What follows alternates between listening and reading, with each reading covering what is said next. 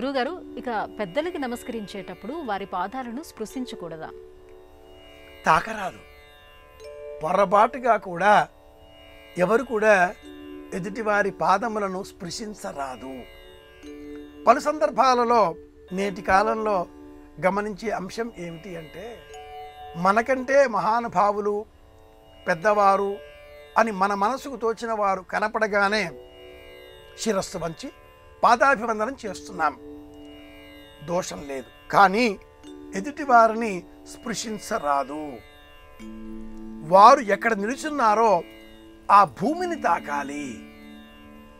మనకంటే కూడా శక్తివంతమైన వారు అనేటటువంటి విశ్వాసం మనకు కలిగినప్పుడు కదా వారికి మనం నమస్కారం చేసేది. అలాంటప్పుడు మనకంటే శక్తి గల వారిని మనం స్పృశిస్తే అంత శక్తిని మనం తట్టుకోగలమా?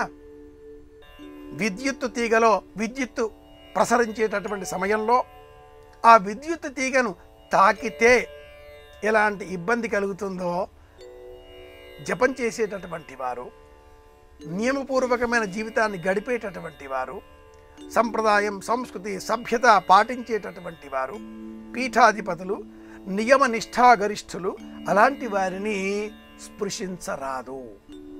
కేవలం మంత్రోపదేశం చేసిన సమయంలో గురువుగారిని ఒకే ఒక్క సమయంలో మంత్రోపదేశం చేసే సమయంలో మాత్రమే పాదములను స్పృశించి నమస్కరించగా ఆ గురువుగారు కూడా వెంటనే ఎడమ భుజం పైన ఎడమ చేతితో తాకి నీలో పెరిగినటువంటి ఆ ఉద్వేగ కాంతిని, ఉద్వేగభరితమైన సందర్భాన్ని నియంత్రిస్తాడు ఎడమ భుజం తాకి. కనుక ఎప్పుడు పడితే అప్పుడు ఎవరిని స్పృశించరాదు. పాదాభివందనం చేయవచ్చును, బోరగిలాపడి నమస్కరించవచ్చును, కానీ స్పృశించరాదు.